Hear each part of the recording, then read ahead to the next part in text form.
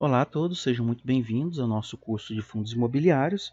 Para quem não conhece ainda, é um curso que vai estar abordando desde o início do que você tem que saber sobre fundos imobiliários até análises mais complexas. Nesse caso, nós estamos falando sobre riscos. O beta vai falar o quanto que esse índice está exposto à variação, ou seja, o quanto que ele vai variar de acordo com o Ibovespa. Essa parte que nós estamos falando é a parte mais do final da parte 1, né? E o próximo vídeo vamos falar sobre os seguintes riscos e como trabalhar ele, reduzir eles dentro da sua carteira de fundos imobiliários.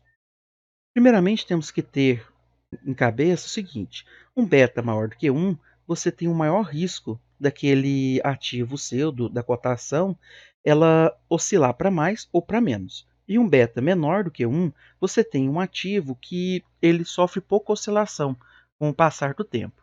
Isso daí depende da sua estratégia e depende de como você está querendo ficar exposto ao mercado.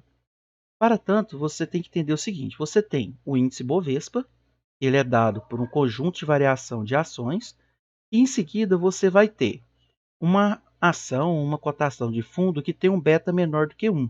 Logo, se o índice Bovespa subir uma quantidade, essa ação ou cotação de fundo imobiliário vai oscilar menos, vai subir menos. Da mesma forma, se o IBOV-DC cair muito, você tem que a oscilação para baixo do seu ativo vai ser menor, por causa que o beta é menor que 1. Ou seja, você tem um ativo aqui que ele vai ter um comportamento mais tranquilo, com menos oscilações, que vai ter menos volatilidade financeira. Se agora você comprar um ativo com beta maior do que 1, normalmente você se espera que o quê?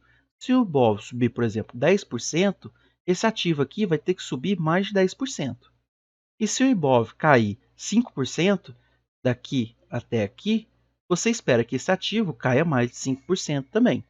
Daí, ou seja, você assume que esse ativo vai sempre oscilar para mais ou para menos, seguindo as oscilações do IBOV. Nós vamos fazer um exemplo usando a Uzi Minas, que tem um beta de 1,36, ou seja, ela oscila mais do que o índice Bovespa. E nós consideraremos também esses dois fundos imobiliários. No caso, os fundos imobiliários têm 0,41, esse daqui, e 0,37, esse daqui. Ou seja, esse daqui tende a oscilar menos em relação ao Bovespa. E o Uzi Minas tende a oscilar muito mais em relação ao Bovespa. Nós vamos ver como que isso daí dá nesse exemplo agora. Eu vou mostrar nesse gráfico aqui agora como que a análise do beta vai influenciar nas cotações das cotas dos fundos. Primeiro vamos começar com a cota desse fundo, que tem um beta anual de 0,35, se eu não me engano. Esse beta anual de 0,35, você pode observar que a bolsa cai, porém ele praticamente não sofre nada com isso. Depois ele torna a cair de novo, e ela cai 1,56%, enquanto o índice da bolsa caiu menos 5%. Ou seja, teve uma oscilação grande. E logo após ele voltou e continuou praticamente invariável, né? Se você pensar que não subiu quase nada, né? Aqui ele subiu em um mês, ele subiu 1%, mas ele não vai ter essa volatilidade toda, né? Porque o beta dele é de 0,33, 35. Então é uma volatilidade muito melhor do que o índice. Isso aqui é uma carteira feita para ter mais segurança. Daí você pode observar que no longo prazo ele vai crescer, no longo prazo que eu falo aqui, nessa taxa que nós estamos analisando, né? Porque longo prazo mesmo é muito mais do que isso. Aqui ela vai crescer 7,9%, enquanto a bolsa cresceu 21%. Ou seja, você vai realmente mitigar o risco de volatilidade. Porque nesse caso aqui, muito possivelmente você está com uma estratégia de rendimentos. Você vai querer receber o rendimento desse fundo e não ganhar em cima da valorização do fundo, né? Se você for observar, enquanto a bolsa aqui cai 46%, certo? Ela caiu 46%. O fundo que tem um beta menor, ele vai cair do máximo dele até o mínimo que ele atingiu, em torno de 25%. Isso daí é muito representativo do beta dele, que é pequeno, mostrando uma baixa volatilidade. Agora, se você compara esse com o já que tem 0,40 e poucos, olha só a volatilidade. Ele cai com a bolsa, ele sobe com a bolsa, ele cai de novo com a bolsa e sobe. Tá vendo? Em vez dele seguir aquela linha reta, né? Ele tem uma oscilação bem maior. Mas se você pegar aqui a variação dele do máximo até onde que ele caiu, novamente mostra, né? Ele caiu 34% contra 46% da bolsa, né? Ou seja, ele ainda tem uma queda muito menor do que a queda do mercado em si. Agora, se a gente for observar agora uma cota de ação, né? A cota de ação em comparação à cota anterior, ó, uma quedinha da bolsa que caiu aqui 7%, esse daqui caiu para 27%. Uma subida da bolsa daqui para cima que subiu em torno aí de 17%, o outro, 11 Minas, vai subir 26%. Tá vendo? Ou seja, ela sempre vai ter uma oscilação mais forte do que a da bolsa. Aqui caiu esse tanto aqui, ela vai cair muito mais. Aqui ele teve uma oscilaçãozinha subindo de tanto, ela vai ter uma oscilação subindo bem mais. Logo, na queda de 46% daqui da bolsa, a Uzi Minas caiu quanto? Caiu 67%. Ou seja, isso daqui é muito representativo do beta. Você está mais exposto à variação, né, do que os ativos anteriores. Logo, você tem jeito de mitigar esse risco de variação e fazer uma carteira mais defensiva ou mais ativa, dependendo do seu propósito na bolsa.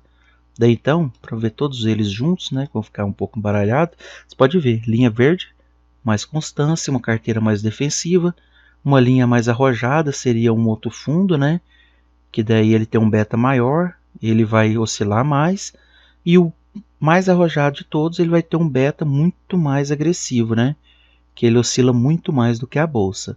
Isso daqui é uma análise só da agressividade da carteira, certo? Não estamos avaliando se o fundo é bom ou ruim. Isso daqui não é indicação de nada, porque essas empresas eu só peguei pelo beta. Eu não analisei se são boas ou ruins, não tem indicação de nada aqui. Então, isso aqui é para você saber como você construir uma carteira que seja mais defensiva ou mais agressiva. Toda carteira ela tem que ter um meio termo de ativos defensivos e ativos mais agressivos. É isso daí. Bem, e como que isso aí afeta a sua carteira ou a formação dela? Isso daí vai servir para todos os tipos de ativos que você for construir dentro de uma carteira. Esse risco beta, você vai estar construindo a carteira da seguinte forma. Se você quer expor menos a variação, ou seja, você tem uma carteira que, se ela crescer ou cair, ela sempre vai variar menos do que o índice Bovespa, você vai construir uma carteira mais defensiva. Ou seja, ela vai variar menos do que um ativo numa condição qualquer. Por quê? Porque o beta dela, da sua carteira, ela vai dar um pouco menor do que 1.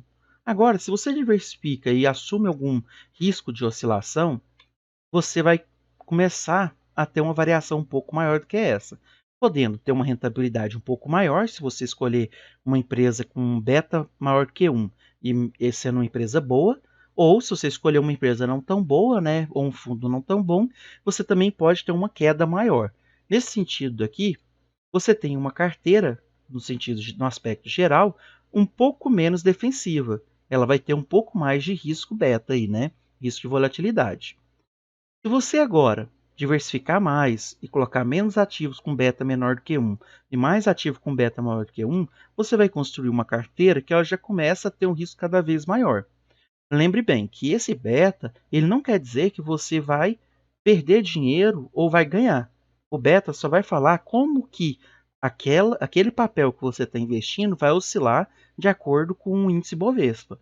Ele pode acontecer de ser uma empresa muito boa nos próximos anos e ter um crescimento enorme. Como ele também pode acontecer de ser um papel não tão bom e na hora que o índice Bovespa tiver uma queda de 5%, ele decrescer 20%. Isso daí pode acontecer. É o risco que você está se expondo a fazer um beta maior. Olha só, que esse beta, se ele crescer, por exemplo, 20% e esse daqui crescer 5%, você vai ter uma média desse ganho. Da mesma forma que se esse daqui decrescer 20% e esse daqui decrescer somente 1%, você também vai ter um decrescimento médio desses ativos todos. Por isso, então, que se você for expondo cada vez mais sua carteira a betas com índice maior do que 1, você vai chegando a um índice geral da sua carteira de muito risco de volatilidade, ou seja, constrói uma carteira com maior volatilidade. Então, essa é a forma de você construir carteiras de um aspecto geral através do índice de volatilidade. Isso daqui não serve para você escolher de forma hegemônica, tá? Isso daqui é só para você ver se a sua carteira você está expondo mais ao risco de oscilação ou menos risco de oscilação. O que vai dizer se a carteira vai subir ou decrescer é se a empresa é boa, se o fundo imobiliário é um fundo bom, se ele tem uma rentabilidade bacana, é bem gerido. Isso daí é outro assunto. Esse daqui é só como você mitigar o risco de oscilação, construindo uma carteira mais defensiva ou mais volátil. Então, na próxima aula, a gente já começa a falar da parte 2 dos riscos e como minimizá-los. Até lá!